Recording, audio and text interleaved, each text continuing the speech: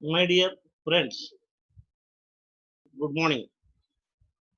I would like to welcome you to a brief talk on the sole proprietorship business.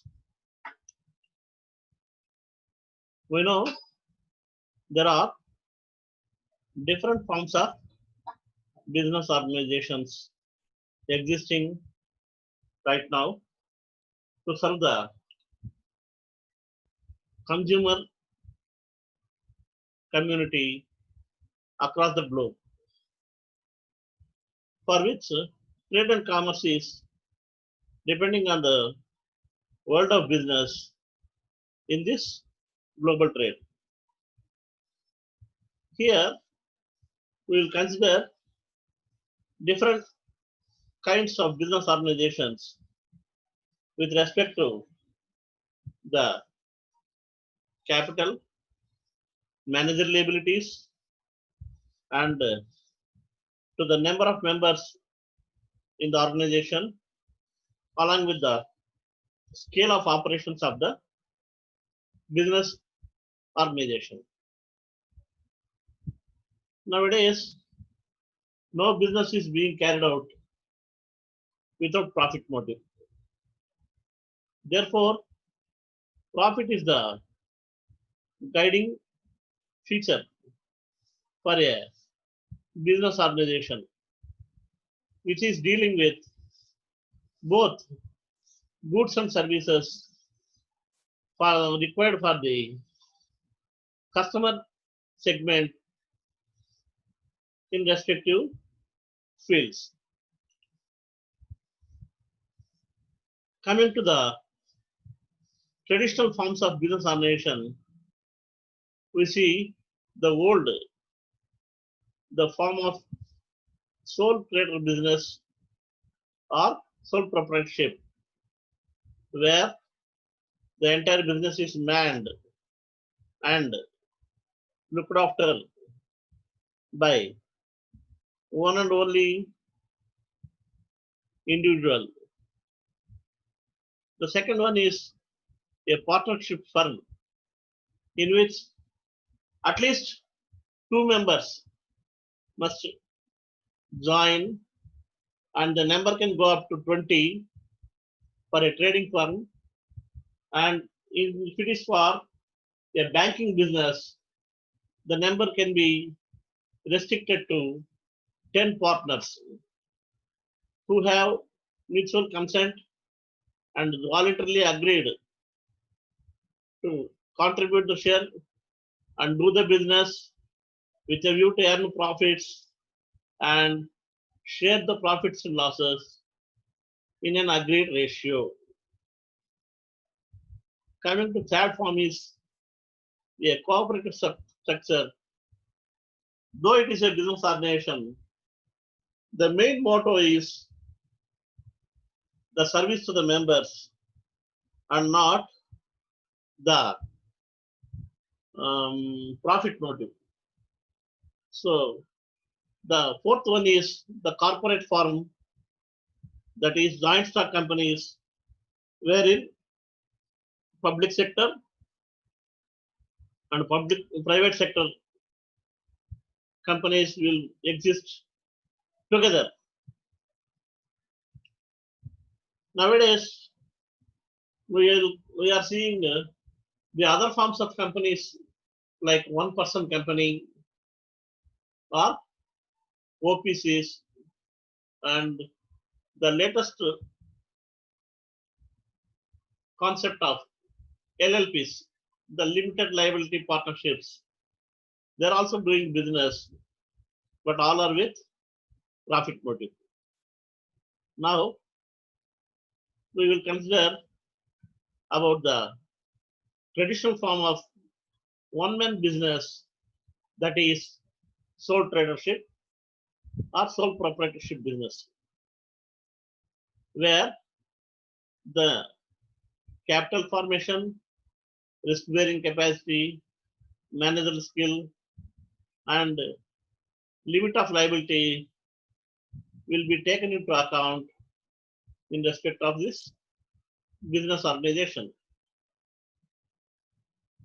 While coming to a sole trader business or sole proprietorship, it is purely a show of one man with regard to investment of the capital and also ownership and control with limited managerial skill and higher degree of risk in the business where unlimited liability clause is attached in the event of unforeseen losses in this form of business entity. Whereas in respect of the partnership firm, it is formed with the mutual agreement and the understanding of the partners with a limit of minimum 2 and maximum 20 and 10 in case of banking. When the resources are pooled together and capital is formed with more and more people investing, the volume of capital will be higher and also the risk of sharing the business will be spread with sharing of tasks like division of work and specialization can be enjoyed and with a view to earn the profits, they will work hard. Of course, liability is unlimited here in this section also. Coming to a cooperative society, it's a purely service organization meant for the welfare of the members of the society. Here, profit is not the motive. All are working for the motto of the benefit of the personal individual service, where each for all and all for each is the tagline, where they will attach topmost priority to the well-being of the mankind existing in the society. Here also, the membership is purely voluntary and it is very limited in nature. Whereas, in respect of a joint stock company, it is a corporate body and the entity is with both public and private limited companies where we can see the huge capital accumulation and the number of members being minimum 7 and unlimited in case of public limited company. With regard to the private limited company, it is a minimum 2 and maximum 50. Here is also larger capital intensive base in this form, but it is doing the large scale operations and earning better returns on their investments in the form of profits. The new concept of the other forms of organizations like joint Hindu families or Hindu undivided families or one person companies or one man companies and limited liability partnership firms and the like are also the players in the service of the customers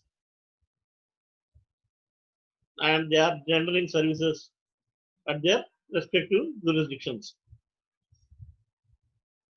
Now, if we look at a sole trader business, it is purely a business unit which is run with only one man who is the manager, owner, founder, and all rounder of the business entity.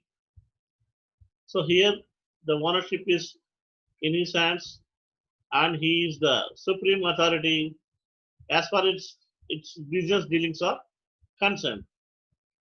and the management is also being run by him alone.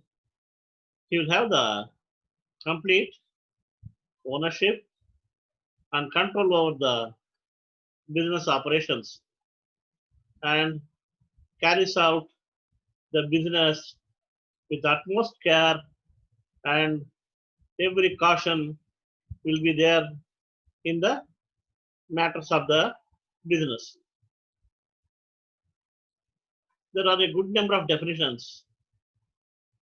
If we see, a sole trader is defined as an individual who carries out a trade or business exclusively by himself and for himself.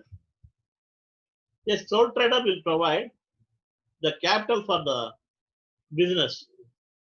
If necessary, he'll borrow from elsewhere and he runs the show with his limited skill and talent and do the business all through. He enjoys all the properties and profits of the business. He will make purchases, sales, accounting, and all other record keeping of the business, maintains good secrets of the business, collects the periodically the debts given to outsiders, and the like. It is a individual centered one man organization. Of course, he may take the assistants who are paid weekly or daily salary or wages to help him in his business. At the same time, he will also give the training to the family members in regard to the business secrets, so that he will also train his family members and he will train them on taking decisions of the business in right time. And finally, he is the whole and soul master for that business entity. Now, let us see the features, advantages, and disadvantages of a sole trader business. Coming to the features, the sole trader form of business is the oldest form and has been in existence since a long time in our rural areas and suburban and villages and the towns. It is an entity which is under the control of one and only man who is the master of that business. A sole trader will be fully controlling his business. He will enjoy all the profits and bears all the risks and losses in the running of that business. But coming to the liability clause, the liability of a sole trader is unlimited. He is personally responsible for all the debts taken by him for running the business on profit lines. In case or in the event of any failure in the business, he is unable to pay the debts. Now the creditors have the right to take all his personal properties and attach any other belongings to recover their dues from the sole trader in full settlement of their lendings. This is the only risky aspect in this form of business organization. Now, coming to the merits of the sole trader business, we can see the following aspects in an advantageous manner. Here, the process of formation of a one-man business or sole proprietorship is not any more difficult. It is a very easy process and does not involve too many legal complications, unlike a joint stock company or a cooperative society.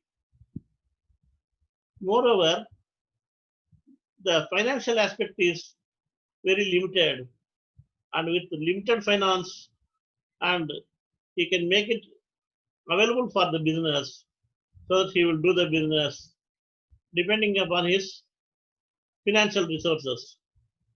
If the profit is on the good side, and he can extend his business by borrowing some more loans and periodically settle those borrowings. In this sole trader business, the management and decision making authority lies in one and only man, and as such, there is no need for considering anybody else, so that any business matter can be easily solved as quick decisions can be taken by him alone, and this will save a lot of time and application of relevant decisions in the matter of business. In addition to the above, the sole trader business is a good platform for imparting training to the family members in the business related dealings, so that it will be working like a training ground. So in future, his legal heirs or his family members will get experience and enrich with their exposure in business dealings, and will be able to handle the business matters independently.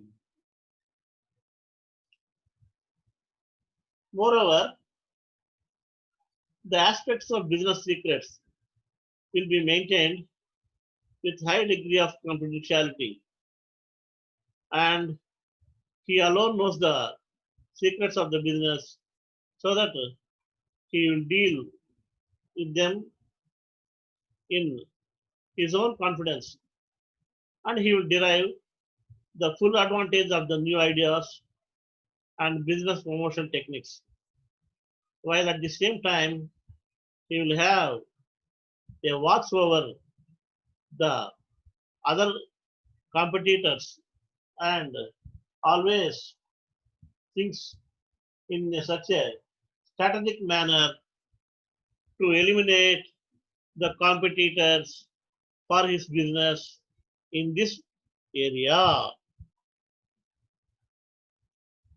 Coming to this one man show, where sole trader business is a free business unit. It is not a compulsory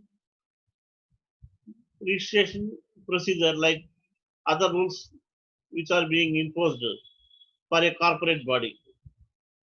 In simple, obtaining of license and will make him enjoy the rights and controls over the business.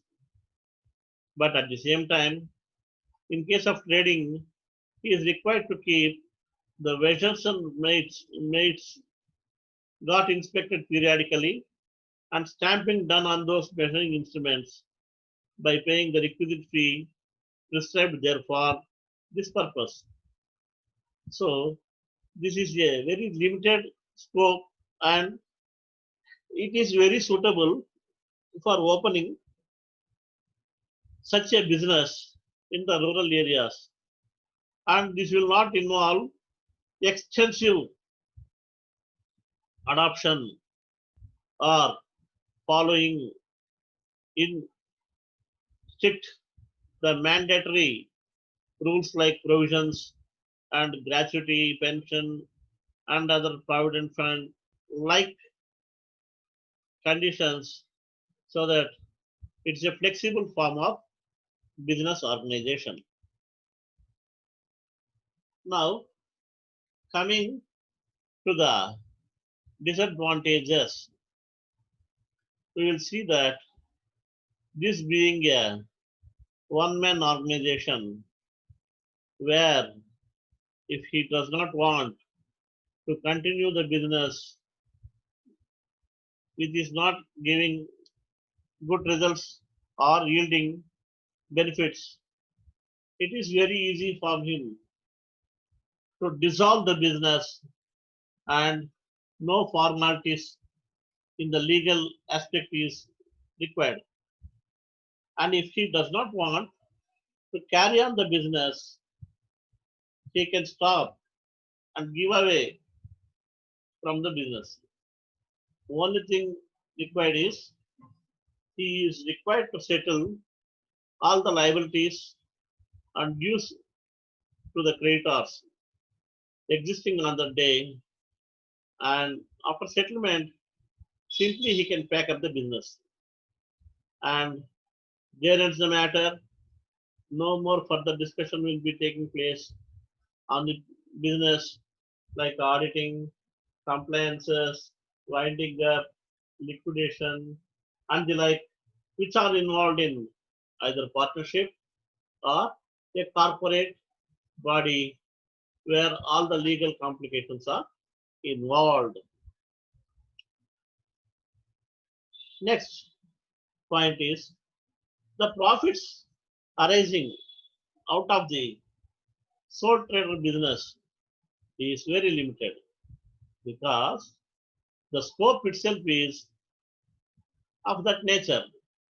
If we compare the partnership firm or a joint stock company with regard to the capital accumulation, managerial liabilities, and scale of business operations, and also the returns to the scale in the form of profits, the sole trader business is very too small and the scope is also very limited.